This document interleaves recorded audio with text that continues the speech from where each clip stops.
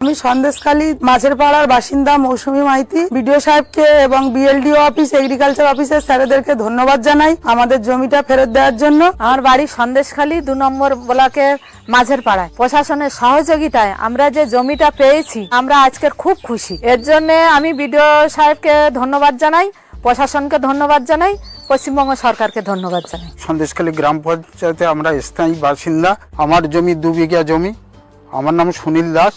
আমি এখানকার চাষি। সেই জমি আমরা সরকারির সহায়তায় আমরা জমি ফেরত পেয়েছি। আমরা এখন চাষ করব। আমরা খুব আনন্দ পেয়েছি। রাজ্য সরকারের কে আমরা অজস্র ধন্যবাদ জানাই। অর্চনা সর্দার, বাড়ি এই 2 নম্বর বেড়মুজু ঝুপখালি। অ্যাপ্লিকেশন করে বিডিও জমা দিয়েছিলাম। সেখান থেকে তারা এসে আমাদের জমির কাগজ খতিয়ে দেখে আজকে ফেরত পেলাম। জমি ফেরত পেয়ে খুব আনন্দ হচ্ছে। আমি রাজ্য সরকারকে ধন্যবাদ জানাই। আমাদের গ্রামে ক্যাম্প বসেছিল, ওখানে কাগজ জমা দিয়ে ওখান থেকে স্যাররা এসে। নমস্কার বন্ধুরা, আমি সুমন্ত, আপনারা দেখছেন সুমন্ত আনপ্লাগড। বন্ধুরা, এই ভিডিওটা আমি পেয়েছি আমাদের পশ্চিমবঙ্গের উত্তরবঙ্গ উন্নয়ন মন্ত্রী উদয়ন গুহ ওনার ফেসবুক পোস্টে। অ্যাকচুয়ালি এটা সরকারি একটা প্রজেক্ট। সরকার যে ভাবমূর্তি সন্দেশখালী নিয়ে সেটাকে ড্যামেজ কন্ট্রোল করার একটা চেষ্টা।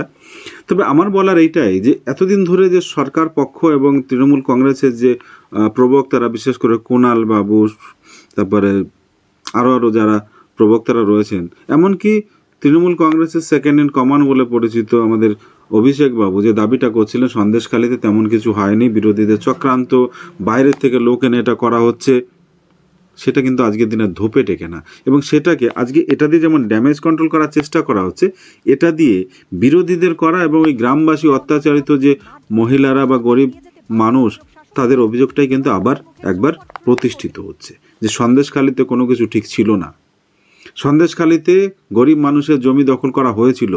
শেখ শাহজাহান, শিবু, এরা তৃণমূলের লোক, এবং তারা যে এদের জমি দখল করেছে সেটা কিন্তু প্রমাণ করছে এদের এই ভিডিও। কারণটা কি, কেন বলছি আমি কথা? কারণ সরকার যাদের জমিটা ফেরত দিচ্ছে, কোথা থেকে ফেরত দিচ্ছে? সন্দেশখালীতে জমি ওইখানেই রয়েছে। জমির মালিক একসময় এরাই ছিল। এমন তো নয় যে কলকাতা টালিগঞ্জের এদিক থেকে নিয়ে বা কালীঘাটের এরিয়া থেকে জমিটা নিয়ে ওদেরকে দিচ্ছে। অর্থাৎ জমি যাদের তাদেরই ছিল, জমি সেই জায়গাতেই ছিল। জমিটা হাত বদল হয়ে গেছিলো, জবরদস্তি করে দখল করে নেওয়া হয়েছিল, সেই জমিটাই ফেরত দিচ্ছে। তার মানে গ্রামবাসীদের যে অভিযোগটা ছিল সেটা সত্যি ছিল। তাহলে দিদি মমতা দিদি বিধানসভাতে দাঁড়িয়ে বলেছিলেন যে শেখ শাহজাহানকে টার্গেট করা হচ্ছে, চিতার আগুন জ্বালানো হচ্ছে। আমরা সেই ভাষণগুলো শুনেছিলাম। কেন আজকে এই ভিডিওটা কি ড্যামেজ কন্ট্রোলের জায়গায় আরও বেশি ড্যামেজ হচ্ছে না সরকারের ভাবমূর্তি? অর্থাৎ চিক চিক করে বলছে এই ভিডিওতে। যতবার এই ভিডিওটা দেখছি ততবার পর্যন্ত আরও জোরে জোরে বলা হচ্ছে সন্দেশখালীতে কিছু ঠিক ছিল না, সন্দেশখালীতে লুটলাট চলেছে, লুট, জমির লুট চলেছে হরির লুটের মতো। বাকি অভিযোগগুলো, এটা যখন প্রমাণিত হয়েছে, বাকি অভিযোগ ধীরে ধীরে নিঃসন্দেহে প্রমাণ হবে যদি বিচার ব্যবস্থা ঠিক থাকে। আর এই গুহবাবুর সম্বন্ধে, উদয়ন গুহবাবু সম্বন্ধে আমার একটা জিজ্ঞাসা রয়েছে। গুহবাবু, শেখ শাহজাহান যখন গ্রেপ্তার হলেন তখন আপনি কি করে বলেছিলেন, আবার আপনিই পাঠাচ্ছেন এই ভিডিওটা, আপনিই শেয়ার করেছেন। দুটো জিনিস তো একসঙ্গে ঠিক হতে পারে না। আপনি বলেছিলেন শেখ শাহজাহান চক্রান্তের শিকার, ষড়যন্ত্রের শিকার, অর্থাৎ শেখ শাহজাহানকে একটা দরাজ সার্টিফিকেট দেওয়ার চেষ্টা করছিলেন আপনি। এই ভিডিও কি বলছে? কারা নিয়েছিল এই গ্রামবাসীর জমি? দ্বিতীয় কথা, পশ্চিমবঙ্গ সরকারের পুলিশ শেখ শাহজাহানকে যখন কাস্টাডিতে চায় কোর্টের কাছে, তখন শেখ শাহজাহানের বিষয়ে বেশ কিছু বিশেষণে বিশেষত করেছিল কোর্টের সামনে।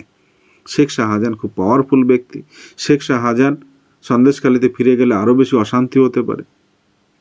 কিন্তু গুহবাবু, আপনি কি বলেছিলেন? চক্রান্তের শিকার হয়েছে। তাহলে কার কথা বিশ্বাস করবে সাধারণ জনগণ? আপনার কথা, আপনার পুলিশের কথা, কার কথা?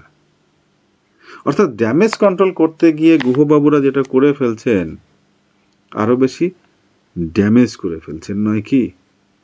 চিৎকার করে বলছে এই ভিডিওটা বারবার করে, সন্দেশখালীতে কিচ্ছু ঠিক ছিল না, লুট হয়েছে জমি, তার জন্যই ফেরত দেওয়া হচ্ছে।